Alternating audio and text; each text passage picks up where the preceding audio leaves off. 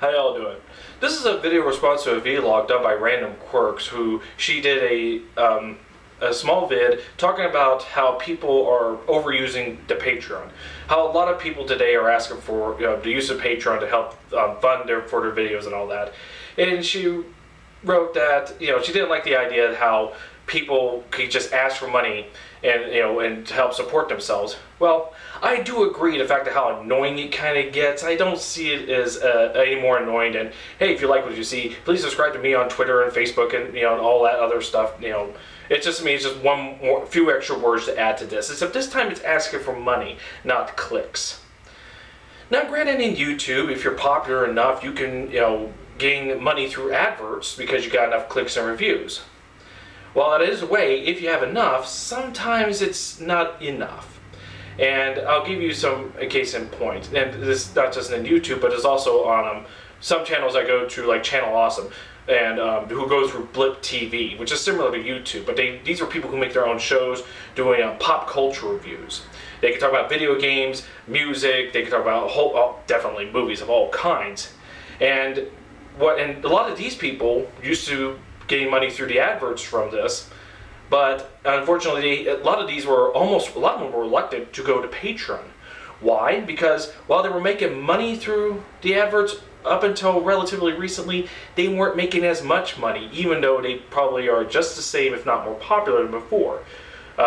Something happened where the advertisements aren't giving enough money as they have. And some of these people want to do it every day, especially with the high quality videos, which takes time, money, and effort to show off. Because you think about, say, your blue screen, good quality computers run the movie making programs. Cameras alone are pretty damn expensive, especially the higher quality you want to go. So getting a regular, even if you get a regular job and you could pay for all this, that could be up 40 hours a week full time that you're not spending on the things you want to do and want to present out to people in the entertainment industries. So the Patreon can support them on that. I see this as no different than in the Renaissance times you're in or even up to modern times, but I took Renaissance class over a year or so ago, so this is a great example where you had a lot of these wealthy people paying for artists to do these high quality works. And I see it as no different than that. As long as both sides are in agreement, it's no different than any other transaction. It's just slightly different. So while anyone can, your grocery stores can always make money through food, when it comes to do something that's artistic or just creative or anything like that, that's a bit riskier. So you may not be able to get as many views, therefore you're not going to get enough clicks through adverts. But if enough people like you to where they're willing to support you, then you, as a receiver of that money, have to be honest with the people who are now giving you this money. So that's why if you look at Patreon and even Kickstarter, it's the same way. Okay, if you subscribe to me, with $1 per video, I can keep doing this, because I don't have to work as often, and because the money you have will help pay, I can stay at home, do more of this, and it could keep going on and on. Now, if you as a viewer like what this person is doing and you want them to keep doing it, I don't see a problem with this at all. However, some people can cheat. Kickstarter, I think, has got quite a few stories of people just asking for stuff that doesn't work and people just paying their money for nothing. And there are some instances where you as a patron do believe you're going to do something with this money, but then unforeseen circumstances made it to where you can't do it, or you found out that what you do is just not possible. So yeah, there's always a risk when with anything like this, just like anything else involving a transaction. Now, granted, if you're on YouTube, just want to make videos of whatever, you want to talk about ideas, some of your thoughts, or you want to do all this entertaining stuff and not want to get money, that's fine. But some people want to make a living off this, and but the adverts is just not enough currently.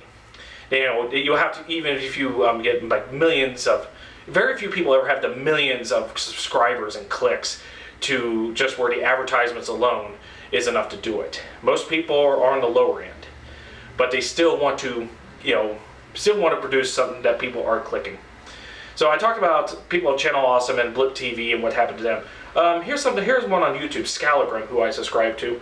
He lives out in Canada. He mostly does. He talks about swords and knives. He will review.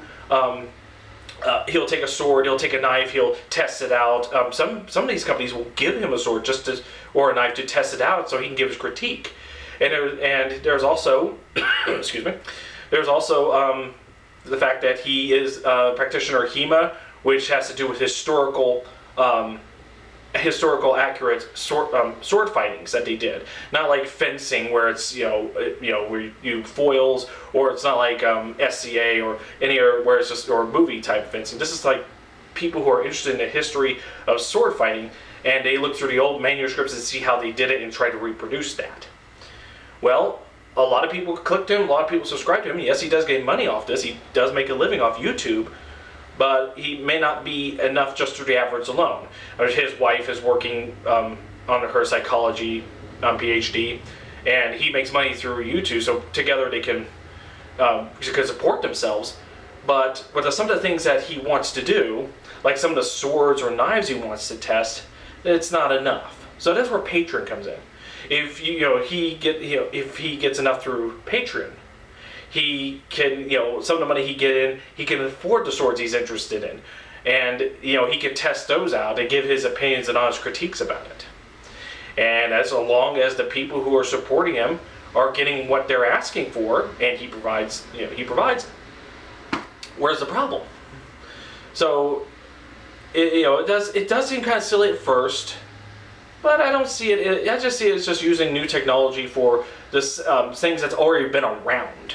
So, and if you Randomquark is trying to just want to bring up whatever's on your mind and see what people think, marketplace ideas, and you don't want to gain money for it, excellent. Hey, I don't get money off of mine, and I've always tried to. I have no problems with the way you did it. And I understand exactly what you want. But not everybody wants to do that. YouTube is a place for bringing up discussion of ideas, but that's one thing you can use YouTube for. YouTube is just a place to just put videos of any kind. Music, movies, your own content. You want to do comedy shows, your own ideas. You want to be a movie critic. And, it's for any type of video you want. And some people have to play the system just to try to, not cheat, but just try to understand what they... trying to make money off of that. And you can't just, and it's never just one way. Another thing about Patreon, if you have that along with the adverts, but that's just an extra string supporting you as opposed to the one. Physics of all, two strings are just better than one there. But another case in point, when it comes to adverts, sometimes especially if you're a game reviewer, and I'll give you an example here, some companies are so strict about their product that if you show theirs and make money off through adverts, they'll take a portion of that or will demand your video get down and you get nothing out of it. So a case in point is a video game reviewer by name Angry Joe. He, not too long ago, he advertised a game on Nintendo. Big company Nintendo is. But because Nintendo has this real strict, copyright policy, when he reviewed the game, which bear in mind, he was not getting money for the game itself, he was giving Nintendo free advertising. He was giving good reviews about it. He's saying, hey, this is a game right here just came out. Look how great this is. He was just making money off the adverts, but Nintendo says, oh, well, because you showed our product, we're going to take a portion, we're going to take some money off what you could have made through adverts. You don't get as much. There's always that risk. So he doesn't want to until Nintendo changes that, he's not going to review Nintendo anymore based on all that. So again, this is just one of the many problems where if you just stick to one thing alone. I guess it's like the stock market. You want to diversify as much as you can. And Patreon's just one option, provided that you have something that people want to pay for, and you keep your promises to when you get the money through it.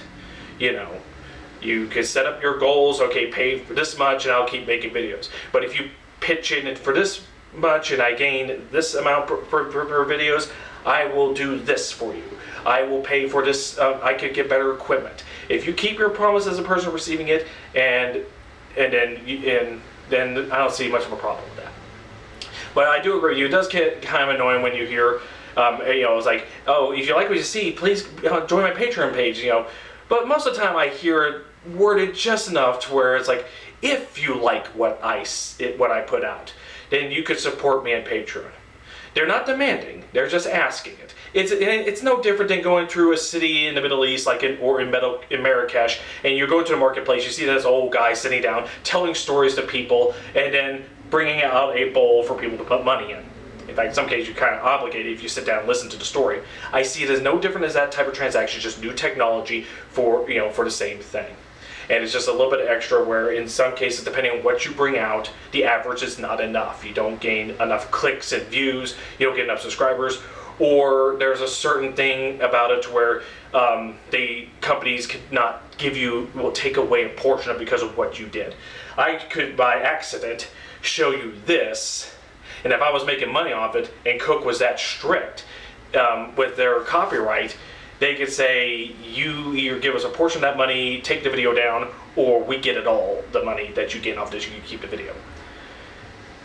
The places like that can be jokes. When you were dealing with YouTube that deals with a whole lot of content that people could bring about, while it may not be your interest, it's other people's interest, and if they're trying to make money off it, some can gain more than others. So they have to play what they can to make sure that people could do what they like, but still, but still get earn a living, and they don't have to waste time with a job they don't want to work, and therefore taking up their precious time making more videos that people may want to see.